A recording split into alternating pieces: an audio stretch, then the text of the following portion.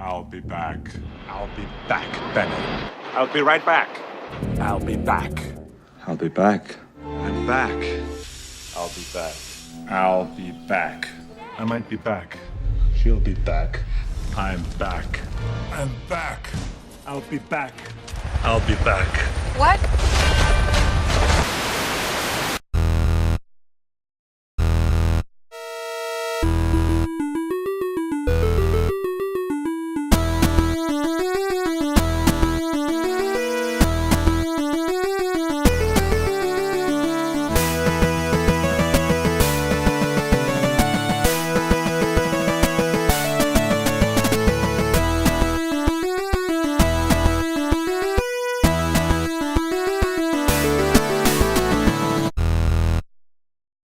This is the Utterly Nonsense Podcast, a weekly show, or, not always weekly, just whenever we have the time, whenever we feel like it, whenever topics come up that we want to talk about. You can find us in all the places where, you can find us. You know what's going on. You know why you're here. We're here to talk about some sci-fi, some comics, and there actually is a decent amount of stuff. We are a small channel, so if you're not already subscribed, make sure you subscribe. If you are subscribed, thanks for returning. You know the whole drill. You can find us on YouTube, SoundCloud, etc., etc. I think you're probably listening to this through YouTube, but if you're listening to us on an audio-only platform, thanks for listening. Check us out on YouTube, because we post weekly segments there that are clipped from each of our main episodes, and there's just a bunch there to choose from, so check us out. And if you are watching this on YouTube, like and subscribe. Yeah, all that. That was over the top and wordy, but I think I made the point. All right, so let's get straight to it. We got some good stuff just today, the Thursday that we are recording, the 23rd of May, 2019, in case you don't have the clock in front of you. Terminator Dark Fate has finally released a trailer, and now we're seeing in motion a version of the image that we got, was it the end of last summer or last September, and that's the only thing we got up until now. Yeah, I mean, as far as I know, all we got was the actual teaser images. So I will say, we got a lot of traction when we released the video, just dissecting that image and suggesting that John Connor might not be alive. I'm thinking more and more that theory might be accurate, because there's no adult John Connor in this trailer. As far as casting goes, there's a young version of John Connor. There's a young actor recreating that performance. Yeah, they say it's a guy who looks just like the young Edward Furlong, and they say they're going to use a little bit of CG on his face. I get the minute part of the detail. It's exactly on point. Mm-hmm. So I'm thinking he'll appear in just flashbacks, because there's not even a mention of John Connor in this trailer. There's just nothing about him. We see Sarah Connor. We see this new character, a girl who seems to be, to me at least, taking on the John Connor role. They're saying, we have to protect her, protect the girl. She's running. There's, the new Terminator attacking her. And then we see this other cyborg character, I'm guessing it is, protecting her. And then they meet Sarah Connor. Right. And then they go on the run from the evil Terminator again. Yeah. I feel like we've seen this. Yes, I mean... At least 2 times. It sounds a lot like Terminator Salvation, just the whole aspect of being a human Terminator hybrid. This is clearly someone with a human mind. Right, and that's something I want to get into. The character does seem to be pulling from Salvation in the Marcus character, which was the first cyborg. It was, I think, intended to be the original infiltration unit, because up until that point, the only Terminators we had were the big hulking T-600s, which had rubber skin, and so they weren't very convincing up close. So Marcus was supposed to be the first infiltrator, and then, then as we see by the end of the movie, they already have the T-800s, which then become the main infiltrators that we see in the flashbacks of T1. Which would be, of course, the Arnolds. Speaking of which, Arnold looks awesome in this trailer. It doesn't make much sense to me that he's capable of aging this rapidly, but, that's cool. Yeah, well, he just looks like old Arnold with a beard, so... Yeah, basically. Like Arnold. Mm-hmm. It is kind of weird, because I know he's supposed to be the Terminator still, right? So it's is this continuing Genesis or what? What's going on? Yeah, again, I still haven't seen Genesis as of the recording of this video, so I can't comment too heavily on that. Yeah, well, like I said the last time, at the end of Genesis, he's still alive, and he's old, and it ends off that he's going to stick around to protect Sarah, or at least, work with her and Kyle Reese, so... I don't know. I think the door might still be open for them to say that Kyle Reese is alive and they have their son John Connor somewhere, but they're just in hiding, completely off the grid. Right. But one thing that counters that for me is the fact that it seems like they're protecting this girl, so it's like, is she the new John Connor now? Like, is she taking on the role of the leader of humanity, or else why would this other new cloning itself symbiote looking like a Ghost Rider guy Terminator be after her? Yeah, so a couple things. I don't think it's like fully cloning itself. It looks like, based on the trailer, this new Terminator, this new model of Terminator, which I forget what the exact model number was. I'm pretty sure I saw it somewhere online. But I don't even know. I didn't see. I got the sense that it's just splitting into two pieces, like the liquid metal form that makes up the exoskeleton and the endoskeleton itself, which is more reminiscent of the T-800. So it doesn't seem like it's like capable of creating like an army of itself. It's just like two distinct parts with, I guess, two minds that are sort of symbiotic.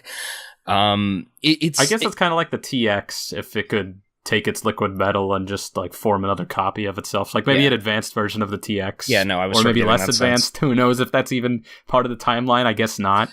I don't know. The timeline of the whole Terminator franchise makes very little sense at this point, especially when you throw in like the Sarah Connor Chronicles. I don't have too much else to say. I do want to say I didn't know until I saw this trailer that Tim Miller's directing this thing. Which, for anyone who's not aware, Tim Miller is the guy who directed the first Deadpool, who did an amazing job with it. This has a lot of promise to like restore the franchise to where it was in the age of the original trilogy.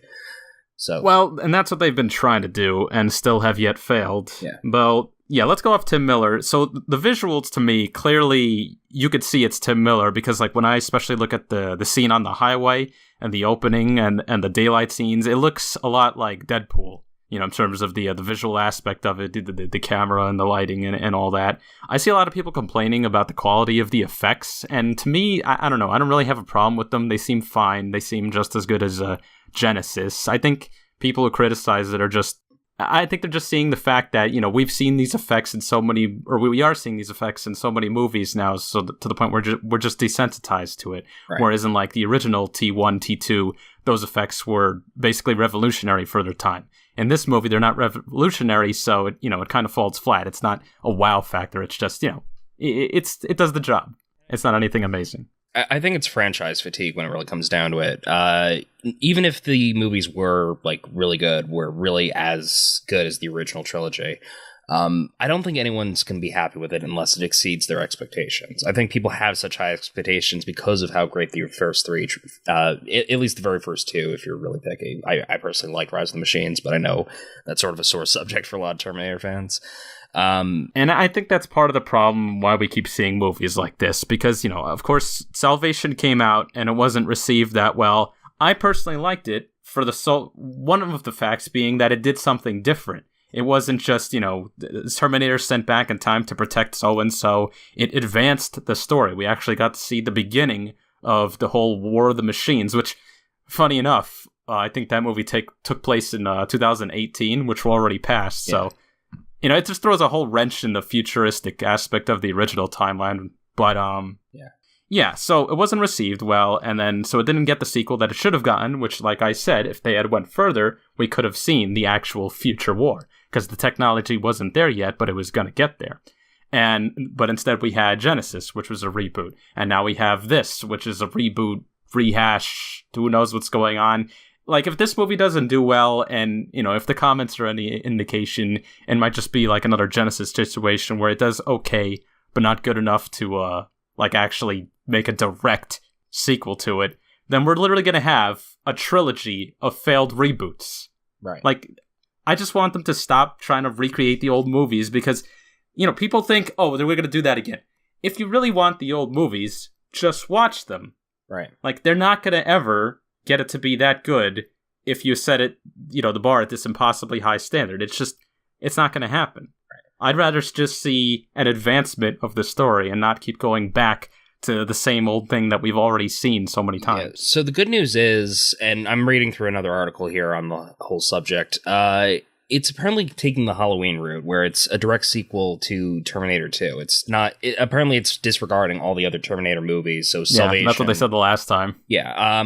Well, Genesis was more or less a continuation on Salvation, right? I haven't seen Genesis, so I don't know. It ignored anything. In fact, you could say it ignored 1 and 2 almost, because it basically retcons them with the whole time travel aspect of going even further back than them and then overriding all that. Okay, so the reboots are less of a sequel franchise and more just independent sequels. Yeah, they're all disjointed. Okay. Well, Salvation was definitely a direct continuation of Rise of the Machines, right. Which, again, I don't really have a problem with Rise of the Machines. Say what you want about it, but it was fine. It logically continued the story if the story was going to be continued. Yeah.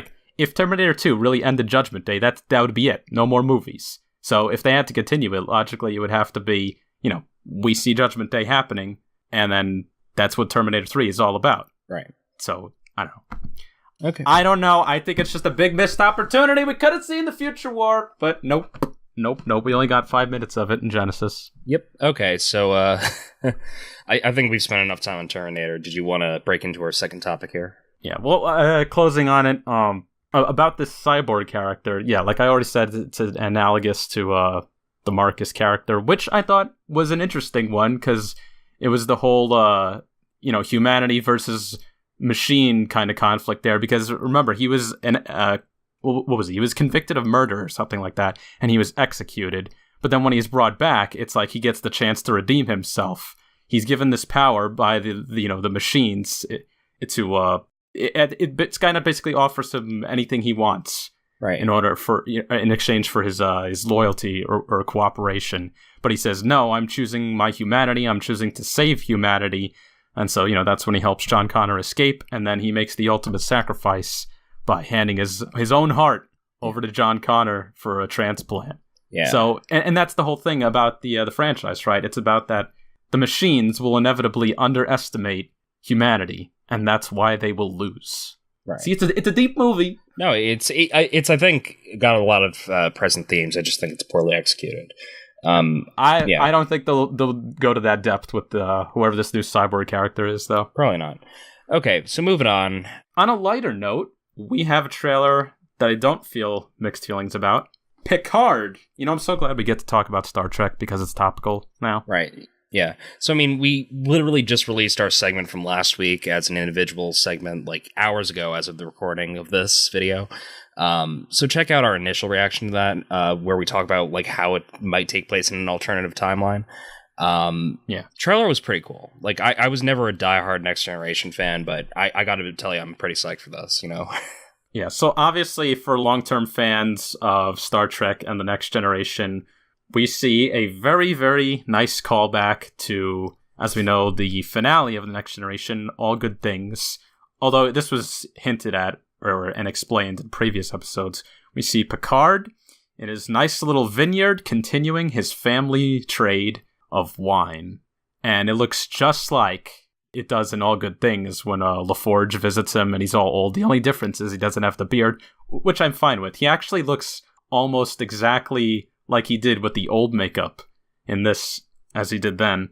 And we hear some, dialogue, some voiceover saying about how there was some kind of conflict or event where he saved a bunch of lives and then he quit Starfleet, which I'm assuming will be the destruction of Romulus, which was what kicked off the Kelvin universe. Because as they said, this is the Star Trek timeline that the Kelvin universe splintered off of. So this is the Prime timeline.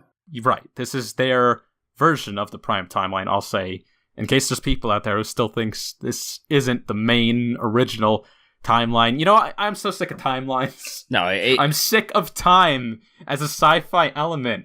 Yeah. Sci-fi writers in popular culture are just devoid of new ideas. Yeah, I feel like alternative timelines at this point are the new... I feel like there's... I don't know, it's just such a trope at this point that, I don't know, it's just so intertwined with the genre, of course, every sci-fi writer is going to have their own version of alternate timelines, of splinter timelines of alternate universes, so on and so forth. Yeah. Let's just make it simple and say this is Prime timeline, be done with it. I'm happy with that. I don't even dislike the Kelvin movies. I like them fine. So I'm glad that this is continuing not only sort of that, but also, of course, the Next Generation. And yeah, we don't see much other than him in his vineyard, but I'm psyched. Yeah, no, it's a very nice teaser. Like, it really doesn't give you too much other than just a taste of what it's going to be. It's almost like Old Man Picard, you know? It's like Picard years later, you know? Yeah, well, that's almost what we got to see in Logan. We saw Old Man Xavier. Yeah. Yeah, well, it's exactly as it describes, a teaser. And I did notice Rick Berman, the producer of the whole, Rick Berman era of Star Trek, which was, for anyone who might not know, Next Generation, Deep Space Nine, Voyager, Enterprise. He tweeted about what he's seen so far, because I'm assuming he's had access to the production. And he says that he thinks highly of it, and he thinks it'll be a nice, thought-provoking little series. So, cool. Yeah, I am optimistic for once. Okay, so, yeah, I mean, there's really not too much else we can discuss, because it was a very short teaser. Looks very fun. If you're a Star Trek fan, I'm sure you'll get into it. Yeah. If you're a wine enthusiast, you'll get into it. Yeah, I'm getting into red wine, actually, so I might appreciate it a little more. Wine snob, now in addition to beer snob. I'm a full-out beer snob. I like wine. I like red wine. I can't taste the differences between, like, good and bad red wine, but I'm getting there, you know? You'll learn. Yeah. Just watch some Frasier. Yeah. You'll get the whole rundown of wines. Mm-hmm. Okay, so getting into our next piece of news here. So speaking of time manipulation, Legends of Tomorrow had its finale, and I gotta say, I never get tired of this show. My one complaint with the other shows is how they just overdo it on the whole team thing.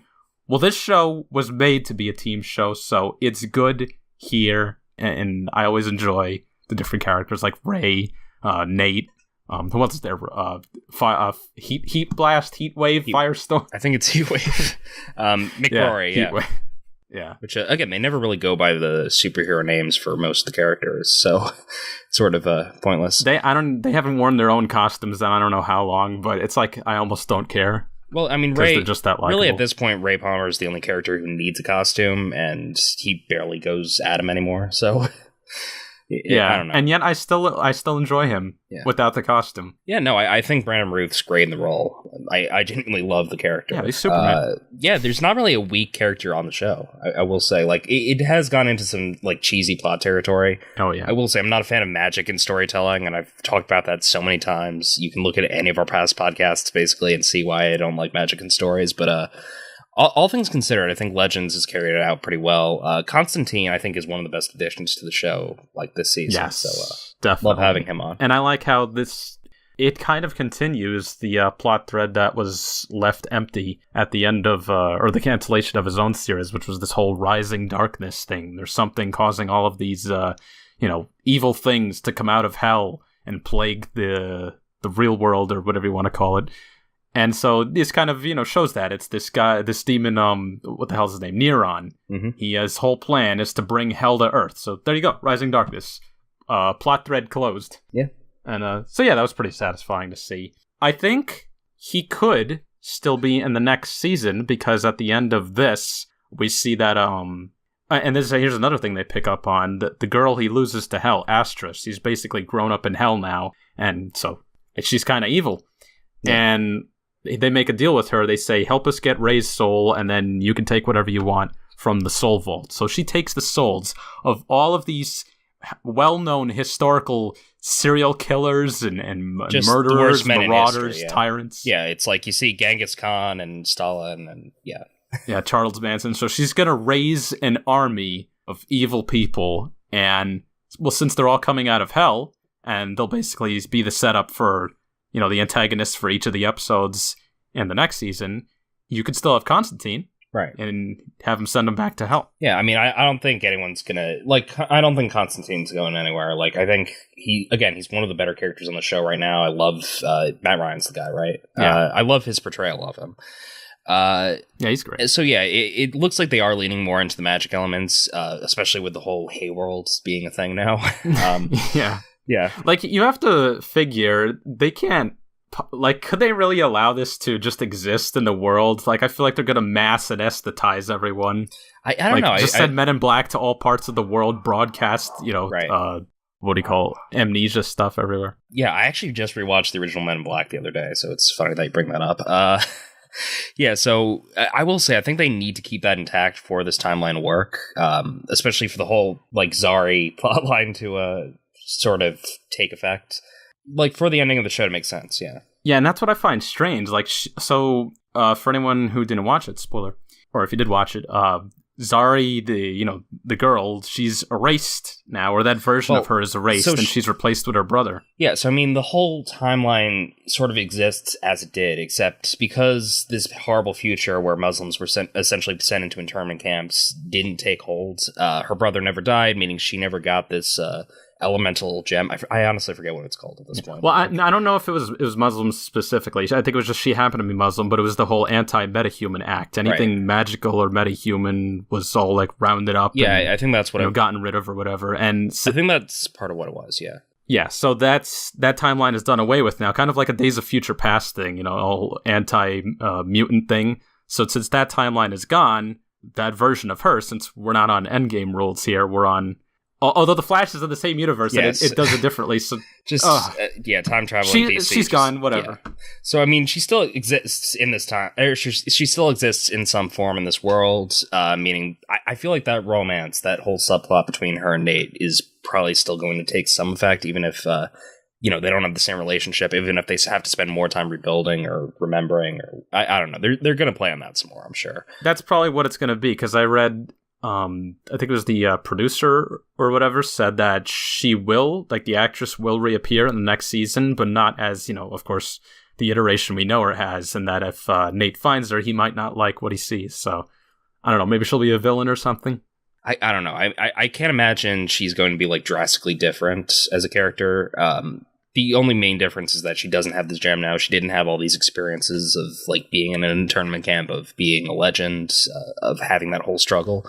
But the fact maybe she'll have grown up jealous of her brother and sought out her own gems or something. Yeah, it could be. But I feel like they're not going to play it that way. I don't know. We'll have to see once the new season takes hold and once they release some promotional materials for the new season. Yeah. So the other main point that we did want to touch upon with this, the Monitor, who made an appearance in the season finale of Arrow, makes a very short cameo in Legends of Tomorrow. He's there for basically a few frames, but it's sort of like a blink and you'll miss it type of moment, Yeah, he's sitting there in the stands, just like eating popcorn, monitoring them, probably sizing them up whether they'll be fit to participate in the Infinite Earths crisis, which they will be apparently, because I read the showrunner also said that the Legends will be a part of the crisis crossover, which I'm assuming will be in December of this year. Yeah, it will. But get this, Legends Season 5 doesn't come out until 2020, which is after the crossover. Okay, so like January or? I don't know. Maybe March. Who knows like what their schedule will be. We do know that this, Legends seasons are typically shorter. They're not 23 episodes. They're always like 16 or some number around that. Which again seems kind of odd to me. Like they took a massive break in between massive break between the mid-season finale and the start of the second half of this season. So I don't know. So they'll probably have an even shorter season in 2020 if they're gonna like not even have anything before the crossover, because like I did look at viewership numbers and they have gone down a bit, right? But I don't know, like I feel like the show is so good they should just keep doing it. I don't want them to stop. Yeah, at least not yet. Well, again, Arrow is out the door after this season. Batwoman is starting up. I'm sure they're going to probably build on some of the other TV series that they have in development, so it wouldn't be like super shocking if they did minimize the impact of it, but who knows? Yeah. The other thing we see of the Monitor was at the end of Supergirl. Oh, so you actually watched it? No, I saw the YouTube video. It said, Infinite Earths teaser part 3 from Supergirl, and it was on YouTube, and I saw that. So at the end, for some reason, we don't know why, we don't know what his end game is, but the Monitor releases the evil twin brother of Martian Manhunter, known as Malefic, or in Martian, Malafa'ak. I think. I probably got that wrong. So he releases them, and I guess that'll be the big bad of Supergirl for season whatever they're up to. I think it's on the same schedule as The Flash, or it might be a season later. I think it's season 4. Yeah. And we see him pay a visit to Lex Luthor, who's just kind of sitting in his chair, drooling. I don't know what happened to him. He was probably like lobotomized or something. Yeah. I don't know. Like lobotomized by Justice Lord Superman. I don't know. That's if he's just drooling in a chair. That's what I'm thinking. Again, I still haven't seen the new season of Supergirl. I'm planning on watching it once it gets to Netflix. It just doesn't. Why would you torture yourself like that? Well, honestly, it's a guilty pleasure for me. Like, as much of a parody of itself as it's sort of become, it's still fun. You know, I still enjoy it. My sister loves it, so I watch it with her. But yeah. So. Yeah, I'll probably watch it at that point, but I don't really have high hopes for it or anything. It's not like must-watch TV for me, you know? So, it goes without saying the pieces are all being set up on the board for this crossover, and I think it'll definitely be something to witness. Yeah, which, again, you have to wonder, I feel like there hasn't been this much build-up for some of the other crossovers, you know? Definitely not. So it feels like they're really building this up to be like sort of the end game for some of the characters. It's going to have a drastic impact on the future of the Arrowverse. I think that's probably what's going to end up. The whole Elseworlds thing was itself a build up towards this. Yeah, which I find interesting. They haven't done something like that before. No, I don't think they have. So yeah, I guess that's about all I have on that. Yeah. Since we have a little bit of time left, there's one small thing I'd like to get to last, which was Vanity Fair released this whole article about Star Wars 9, and they have all these behind-the-scenes photos and whatnot. And, you know, it's pretty standard, just talking about the production and the effects, the practical effects and all the locations and whatnot. But one thing in particular stood out to me. And it was, if you scroll down the article, if you're looking at it online, scroll down a bit, there's a photo of Rey and Kylo Ren. They're like in a battle, and it says, Star-Crossed. Kylo Ren, Adam Driver, and Rey battle it out with lightsabers in a stormy confrontation. Their force connection, what Driver called their maybe bond, will turn out to run even deeper than previously revealed. Brother, sister, anyone? Yeah, so I mean, we sort of speculated this with the release of the last Star Wars trailer, the last Episode 9 teaser, which I don't know why I'm saying last. There's only been one, so yeah, I feel like that could be misleading. Yeah, so I mean, I sort of got that sense that there was more of a connection to them than previously expected. I sort of got the sense, that similar sense from The Last Jedi, from The Force Awakens, just that there is this sort of connection between the two of them. The fact that we don't know anything about Rey's heritage is sort of making me think that. So I think that sort of, I shouldn't say confirms it, but it sort of makes me continue to think that. It sort of supports what I already thought, you know? Mm-hmm. Now, here's like an alternate theory that I have that would maybe still be consistent with The Last Jedi, and I know how people feel about that. I know how I feel about it. But maybe let's say she isn't a Skywalker at all, and she really is just someone that the Force propped up in power in order to combat the dark. Because I think in one novel, or at least in some versions of the extended universe lore, that Anakin was created by the Force as a response to Darth Plagueis attempting to create an entity out of dark side of the Force.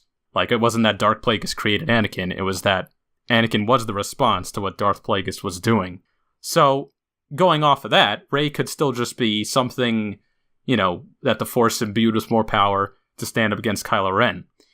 Now, if that's true, and she's not a Skywalker, then what Skywalker is rising? Yeah. How about Luke? He is dead, and now he is rising up from the dead to finally do what must be done. What must be done? I don't know. Fight a lightsaber duel or something, but... Assuming he's actually How dead. about that? Yeah. Which, if they did that, if it would be, was the Skywalker Rising, that would redeem The Last Jedi for me. I would watch that movie, and I would say, you know what? This is all good, because it has a good follow-up. Yeah, I mean, so I think at the very end, at the very least, this is going to be, like, the end of the Skywalker saga, you know? Like, no matter... It's Star Wars Endgame. No matter what they do, I think that's what they're building up. That's just the end of this saga of Star Wars that's been taking 9 movies to build. Yeah. But they say sometimes that they might continue, like, another trilogy with these, you know, younger characters, so... Is it really the end? No one's ever really gone. You do the laugh better than I do, but yeah. There it is. Yes. Okay, so the other thing I want to point out about like the promotional materials we've seen for episode 9 so far, they must be taking fan like comments into consideration, because I've not seen Rose once throughout this entire thread. Yeah, I did see a new character. It's somebody next to a Finn on a horse. She looks cool. No, she looks pretty badass, yeah. Yeah. Better than Rose. Anything better than that. No, honestly, like I still think Rose is probably like the worst Star Wars character to date. She's up there with like Jar Jar Binks as just being one of these weird-ass mistakes that just slipped by the Star Wars fan base. I just feel bad for the actress. Yeah, no, I'm sure she's fine in other things, but it's just like this one role was just so poorly written, so poorly executed. Like, you know, that's my one big problem with The Last Jedi, you know? Did you see that one video with the Jar Jar Binks actor where he was talking about how essentially because of all of the hate he got for playing Jar Jar Binks, he essentially almost jumped off a bridge? Yeah, which kind of, it's terrible. Yeah. Actually did almost jump. Yeah, no, I believe you. Yeah, no, it's a shame, like, what fans will go to, like, what extent they'll go to when they just despise a character, but, like, that's the business, you know? Like, if you're putting yourself in the public eye, you have to be able to deal with, like, some criticism, you know? Yeah. So, you know... I mean, it's a thing, it's a burden fronted, I think, on both sides. Like, people really should not rag on actors and, you know, people who really aren't responsible for the direction that characters take. You know, like, actors are there to do a job, they do it. Right. If they have creative input, I'm sure it's always minimal. Yeah, I mean, it really does come down to, like, what's going on behind the scenes. It probably was Rian Johnson's fault that Rose just turned out to be probably the worst character in the Star Wars sequels. Yeah, well, he wrote it. Yeah, so that's my big problem. So that's all I've got to say about Star Wars. I think that pretty much is the end of our time, yeah. You didn't have to bring up Jar Jar Binks' suicide, but whatever. I'm going to kill myself. That's terrible. Oh my god, that is going to get us so much hate in the comments. Me so sorry.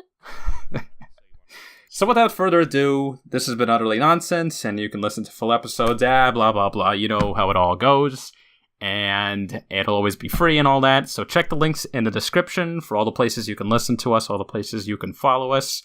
Leave some comments about what you think about all this stuff, Picard, Terminator, Legends, DC, anything, any of the stuff that we talk about, anything related to it, just comment about it. And if there's any particular topics you want us to cover in the future, you know the drill, comment, let us know. Definitely. We want to hear your thoughts and feelings for sure. Without further ado, 8-Bit Music, play us out.